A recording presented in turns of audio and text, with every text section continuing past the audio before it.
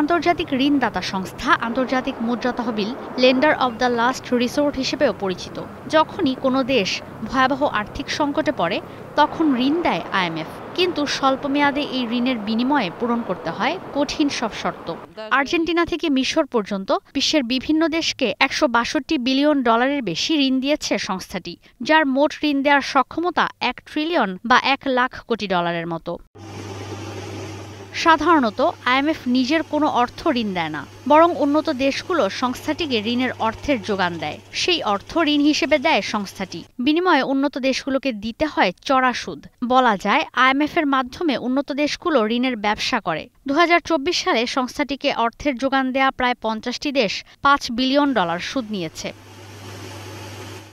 বিশ্বের শক্তিশালী 5 মুদ্রা ডলার, ইউরো, পাউন্ড স্টার্লিং, চীনা ইউয়ান ও জাপানি ইয়েনের ওঠানামার ওপর আন্তর্জাতিক মুদ্রা তহবিলের নিজস্ব অ্যাকাউন্টের unit special drawing rights SRD নির্ধারণ করা হয়।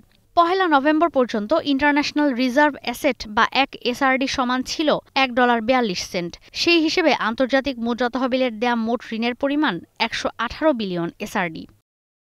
বর্তমানে আর্জেন্টিনা আইএমএফ এর সবচেয়ে বড় ঋণ গ্রহীতা দেশ। এই দেশের ঋণ $57 বিলিয়ন, যা ইউক্রেন, পাকিস্তান, মিশর, বাংলাদেশ সহ আরও কয়েকটি দেশের মোট ঋণের সমান।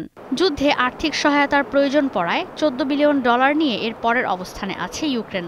$9 বিলিয়ন ঋণ আছে মিশরের। সংস্থাটির দেয়া মোট ঋণের প্রায় অর্ধেকই এই 3 দেশের কাছে।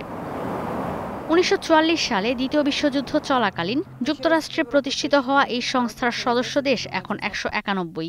এখন পর্যন্ত অন্তত 86টি দেশ আন্তর্জাতিক মুদ্রা তহবিল থেকে কোনো না কোনোভাবে ঋণগ্রস্ত।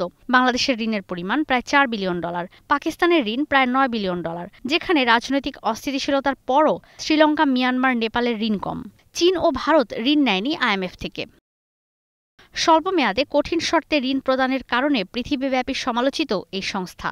কঠিন নীতি আর ব্যয় সংকোচন শর্তের কারণে অনেক দেশই ঋণ নিয়ে তা পরিশোধের সময় পড়ে যায় চরম বিপাকে। ব্যয় সংকোচন নীতি বাড়িয়ে দেয় অর্থনৈতিক সংকট, যে কারণে কঠিন সংকটে পড়ে দরিদ্র জনগোষ্ঠী। ঈশিতা ব্রহ্ম, স্টার নিউজ।